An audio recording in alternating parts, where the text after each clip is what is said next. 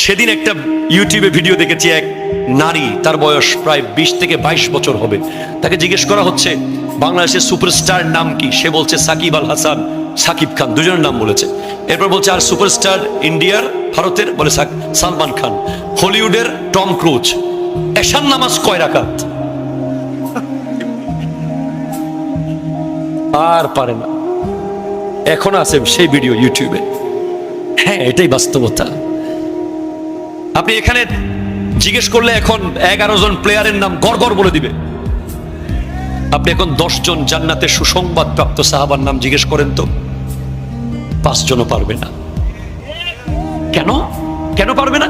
কারণ আপনার বাসায় তো physics, chemistry, biology, geography, algebra, grammar দিয়ে একেবারে সকাল থেকে রাত পর্যন্ত তাকে আপনি বিজি করে দিয়েছেন। আমি কি রং বললাম কিছু? সে তো কোচিং করতে করতে দিন শেষ।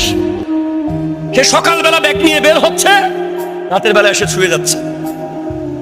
মাঝখানে সে যে রাসূলে পাকের জীবনী পড়বে, সে 4 খলিফার জীবনী পড়বে, সে যে আউলিয়া ইকরামের জিন্দেগি পড়বে। আপনার বাসায় ফুটবল বিশ্বকাপ দেখার জন্য যেই আয়োজন, যে বিশাল স্ক্রিন, সবাইকে ফোন করেন বন্ধু বান্ধব, আসো, চানাচুর আনো, চিপস আনো, কোক আনো, সবাই মিলে বসে আজকে খেলা আমার বাসায় হবে। আপনি কোনোদিন কি সেভাবে ইসলামী মজলিস করেছেন বাসায়? কোনোদিন করেছেন?